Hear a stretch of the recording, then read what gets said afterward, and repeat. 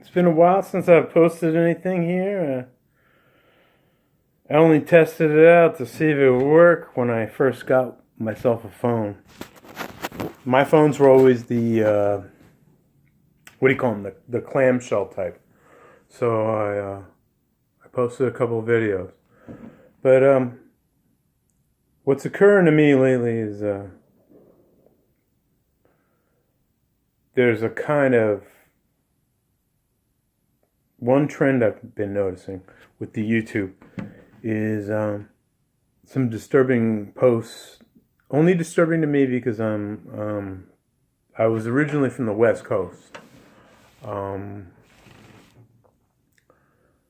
went to high school in a place called San Francisco, and there were a lot of places where you could view the ocean or go visit the tide and see seagulls and pelicans and sea lions and what have you, feeding and using the Pacific Ocean as their dinner table. And there was a gentleman's catchline is, they might be calling you a radical, that I hear and see oftentimes right here on the YouTube. And he's finding that there's some disturbing instances of a lack of life, or what you might traditionally find in some of this oceanside stuff is gone. Another gentleman talks about, bloodthirsty goblins telling you that 1.03 millisieverts an hour is a banana, or like eating potato chips, or the same as you would get if you were boarding a plane to go fly somewhere and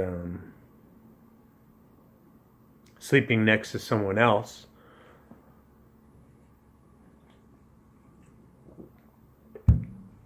Anyway, the one gentleman that says that you might they might be calling you a radical fellow.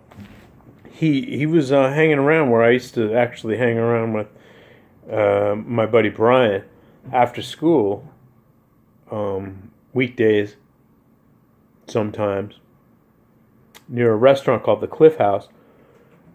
And it seems as though there was no,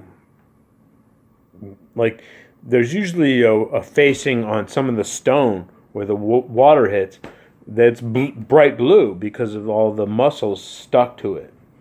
And they were absent. And you could actually see where there was either barnacles or mussels glued to that surface by their absence. Little circles where something was attached to that surface, but no longer was there.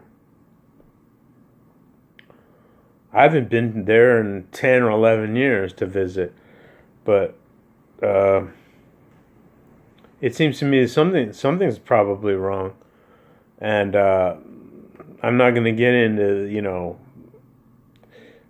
sea life, fishes and salmons and all that stuff. But if you got no planktons and foraminiferas and all that crap, and then the mackerels and the sardines and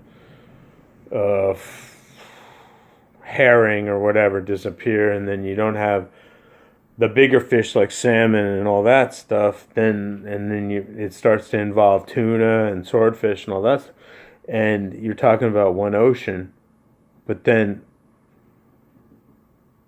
all of a sudden, in the east of England, they got all kinds of lobster and starfish and everything arriving up dead on a beach where they have to shovel it into dumpsters.